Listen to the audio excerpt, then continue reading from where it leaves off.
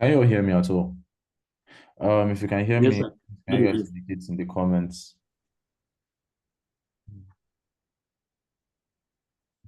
Okay, so I think a couple of weeks back, we discussed market structure and we were looking at more or less how price moves. Do you understand that? Looking at them uptrend, downtrend, ranging markets. Then after that, last week we discussed support and resistance. And why we started discussing this whole support and resistance was because we started talking about areas of interest. Because we had that whole common problem where, let's say, for instance, in an uptrend, we're looking at price pushing up to create like a higher high, and then the higher low where we're expecting to buy from. We don't really know where it's going to stop. Do you understand? How do I know that this is where price is going to stop for the next push to the upside? Let it not be the one that we're buying and then price still continues going down. So now we started looking at these areas of interest. And by definition, we're like these areas of interest are more or less levels on our charts with like a high probability of making price react. That's whenever price gets to these levels, there's that whole potential that price could stop at those levels and then reverse. Do you understand? And then we're like, okay, one of them is support and resistance. And what did we say support and resistance was? We're like, support and resistance is just another way of saying a low and then a high. That's to say that a support level, the support level is any low we can clearly identify on our charts. Support is any low we can clearly identify on our charts.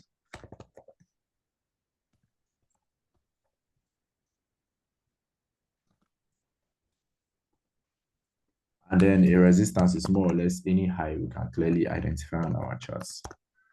Resistance is any high and clearly identify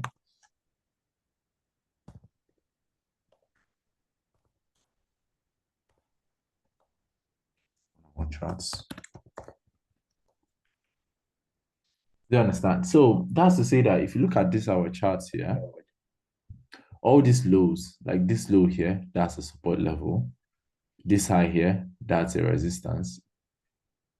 And this one here, that's a resistance. We got a low. We got a resistance. We got a low. And then we got a resistance here. We got another low somewhere around. We got like this low, and that low was formed from this one. Do you understand? So any high and low we can identify. This one, highs are resistance levels, lows are support levels. Do you understand? That's what we established. And we said that one simple way to use this stuff is basically buy from support, sell at resistance. So whenever price taps a support level, we're looking to buy. Whenever price taps a resistance, we're looking to sell. That's like more or less like the rundown. Do you understand? If you are not in that session, I think I not really post the video, but then I would find a way to post the video so you guys get to watch it. Do you understand? So you can like keep up with this session. So today's session, what we're going to look at now is the other way. What we're going to look at today is the other way to use support and resistance. Do you understand? Normal, we said we look to buy from support, sell at resistance.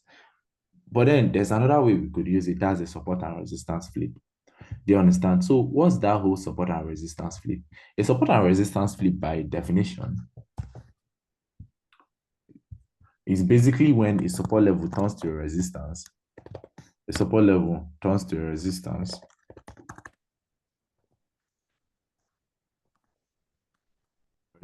and then a resistance turns to a support.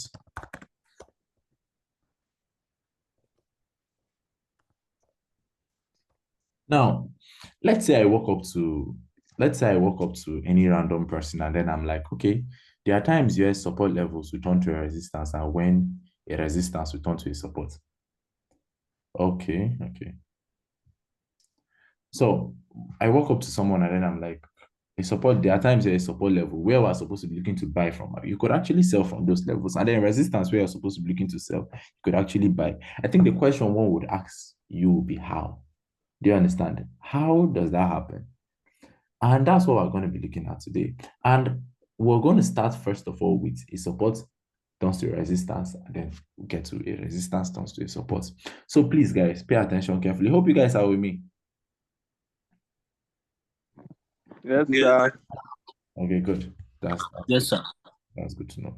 Good. So we'll start with a support turn to resistance. So whenever you have a support level which is a low, normally whenever you have a support and then price is approaching that support level, you're more or less looking to buy. Let's say it's in an uptrend, you're looking to buy. This person asking about the video for the previous session, I'm going to post it. It was too noisy, so I did not post this on YouTube. Maybe I'll just drop it on the group. If you're not on the group, just join the group. I'll drop it on the group and then you guys can watch it. So a support level is any low we can identify on our charts. Do you understand? So normally we're looking to buy from those support levels. Do you get? But in case where price taps that support level, and instead of price buying from those support levels, price break that support to the downside. Do you understand? Now, whenever price does this, you see this whole low that price has created here, this is more or less like a lower low. So if you're looking at it from a perspective of a downtrend, whenever we have a lower low, the next thing price needs to do is what? A lower high.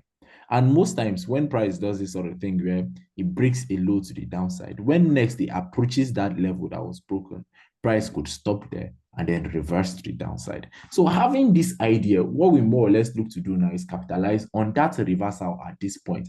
So whenever price breaks a support level to the downside, when next price gets to that point, it's a potential level for us to what? Sell at. Do you understand? So whenever price taps that level now, we're looking to sell at that point and then look to ride that whole movement to the downside. That's the whole case of a support turned to a resistance. So one sec, let me open my Go charts.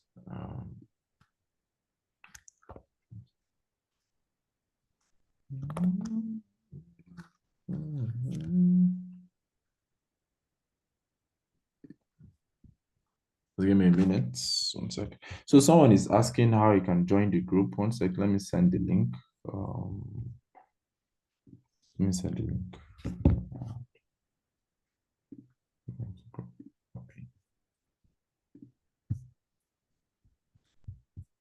Okay.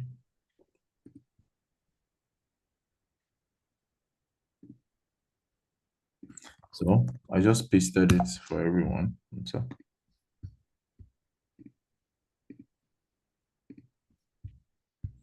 you can look to join the group. I just dropped it in the comments, and that's in the chat section.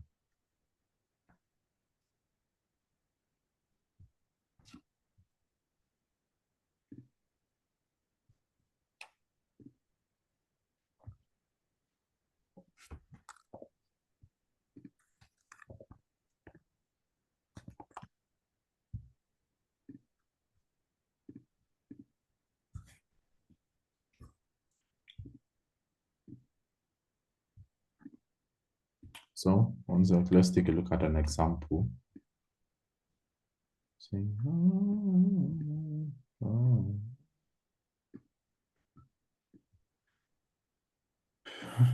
We had something like that here, but then that example is just looking so tiny. I don't want to like talk about it. Let me look for another one that is actually much more clearer.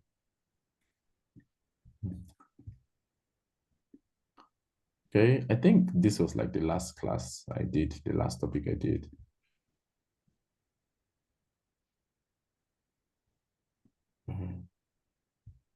So I can see me highlighting them on my charts. Look for a cleaner example. One that is not as complicated, because this one's here is just complicated. I feel like I'll lose you guys if I try to explain that one.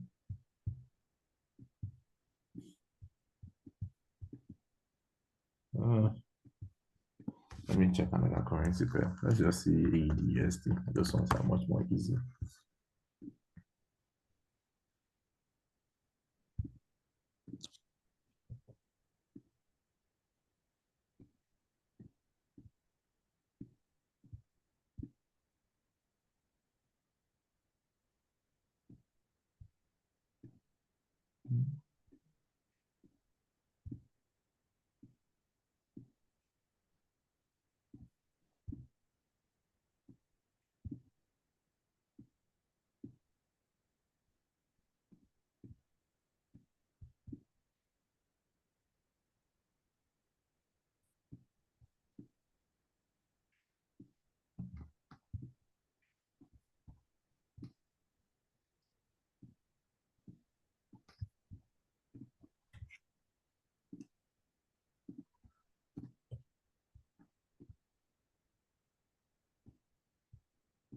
Okay, we had that here. I was not going too far. So, so for those of you that are just joining, yeah, what we're talking about, was more or less a support onto resistance. And we said that how we have a support onto resistance is basically when, let's say, we got a support level. So in this case now, if you look at this point here, we had this low here. This low was more or less a support. So if I extend it to this side, you see that this whole movement to the downside broke it to the downside. Do you understand? And the rule states that whenever you have a situation like this where price breaks a support level to the downside, that same level that price broke is more or less a potential level where you could look to sell. So once price comes back here again, you're looking to sell and then look to follow price to the downside. Do you understand? So it's more or less a potential point. It's an area of interest where price could stop and then they reverse to the downside. So let's get on it.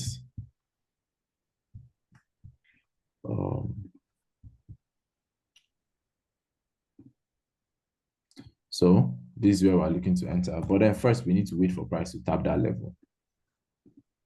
Okay, price has not gotten there yet.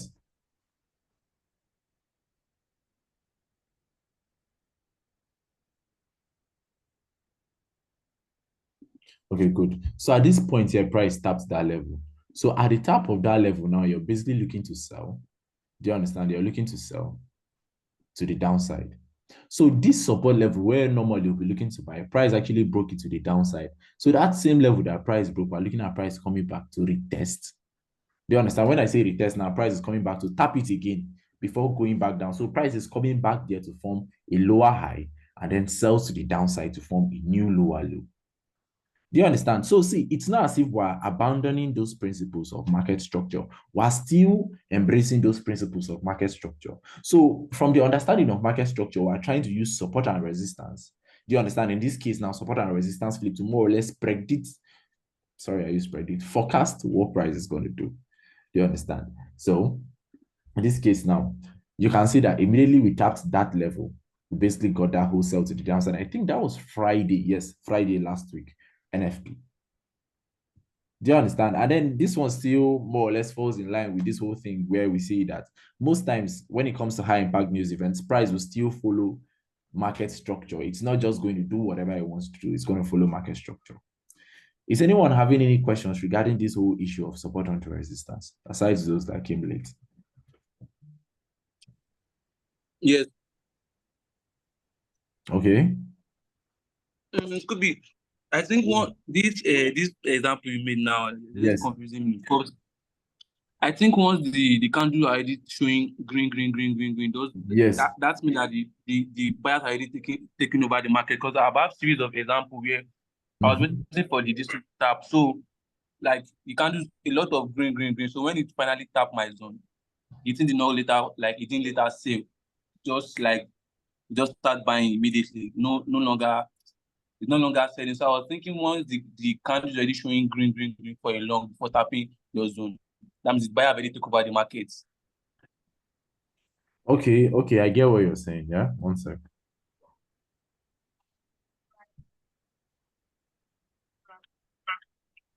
So look at this, yeah. Let me explain something. Let's go back to trading view.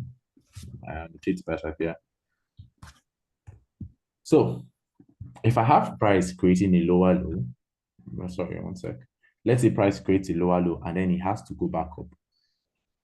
The candlesticks pushing back up are, in short, they have to be green candlesticks because it's green candlesticks that push price to the upside. Do you understand?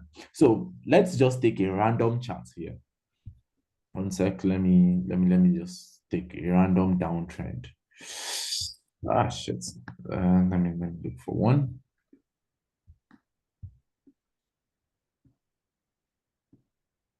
All through here we had like an up. Okay, so it's more or less saying like if in an uptrend now, whenever I see price coming to the downside with red candlesticks, it's a red flag. Now it's not. Do you understand? Those red candlesticks need to push price to the downside.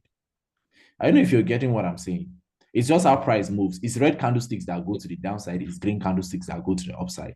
So whether it's an uptrend or a downtrend, what will push price to the upside will be green candlesticks. And then what will push price to the downside will be red candlesticks. Now, remember, I always say this thing that when it comes to market structure, we are dropping that idea of candlesticks. What we're looking at now is the flow of price. Do you understand? What we're looking at now is the whole flow of price. And if you look at this, good. Look at what I was telling you, yeah? So see, we had that whole push to the downside, red candlesticks. What push price to the upside, green candlesticks. Do you understand? Yeah. The ones going to the upside to form a lower high will always be green candlesticks. Do you understand? Yeah. So it's not even about the candlesticks now. What we're looking at now is that whole flow of price. So, but I still have another question. Sorry. Okay. But you know when the candlesticks, when the this thing already showing candlestick, you know the structure is already changing to uptrend because you say before when here's the thing. The time you know that price is changing to an uptrend is when, let's say, in a downtrend, price breaks a lower high. If price has not broken a lower high, what's good, Peter? If price has not broken a lower high to the upside, then we have not shifted structure yet. Do you understand? But in 4 hours time frame, then it's only change. It's only showing uptrend.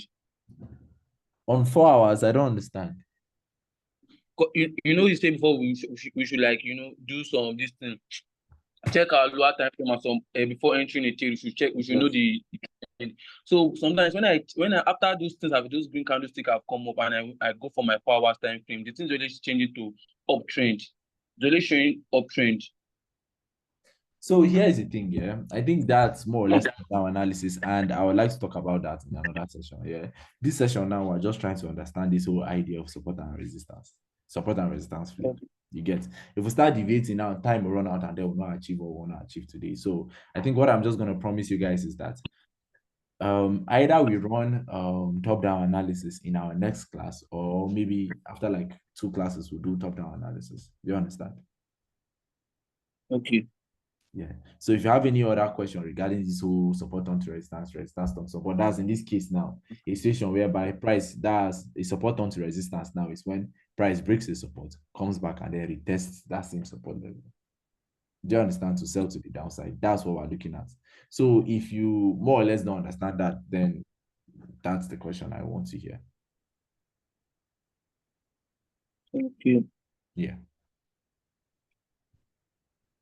So must the breakout be a very long breakout for support and resistance? No. There are times here immediately when price breaks out of like a support level or a resistance level, price will come back and then retest it almost immediately. Yeah, because I know the last time we like I came for class. You said for after the first breakout, we should still wait for like another breakout for another week for before we enter. After the first breakout, we just jump inside the trade. Okay, so here's the thing, yeah. Like look at this example here. See as price broke immediately, yeah. What I said was that you don't enter immediately, it breaks out. So what you need to give price that whole breathing space. Do you understand? See as price came down for a while, created that lower low before going back up to create the lower high. Do you understand? Yeah. So what just break after the first breakout and the thing went back to our zone? So are you advising us to enter into the market or should still wait? So here's the rule, yeah. Let me explain it. Here's the rule. Whenever price breaks to the downside of a support level, that same support has a potential to make price reverse. So when next price gets to that support level, you're looking to enter a sell. See what I was talking about. We're running out of time. We just have 9 minutes left. So let's look at a resistance turn to support. That made me lose markets. That's what I'm asking. No worries. That made me that. I'll address it. No worries. Let's look at the whole resistance turn to support first. Yeah. Okay. So now, when it comes to resistance turn to support, now it's more or less the opposite of a support turn to resistance. Someone is saying, can you show me what all-time high and what all-time lows mean on the charts? It's simple now. All-time highs is Like now, if I one sec, let me talk about this, then I'll talk about the all-time high and the all-time low. So whenever price creates a high, that same high is a resistance level.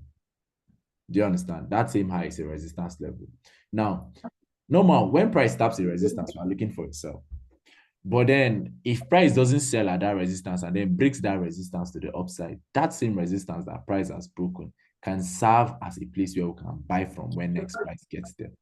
Do you understand? So that's why I was saying, oh, in this case now, a resistance has turned toward a support. So when next price taps there, it's a level we're looking to buy from and then follow price to the upside. Hope you guys get the idea. So let's jump on our charts. Let me show you guys an example.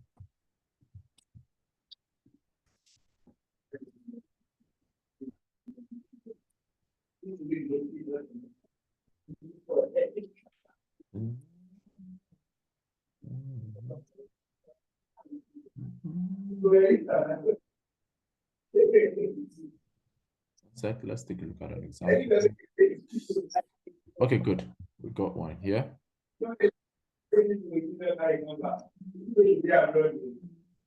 So, someone's mic is making noise.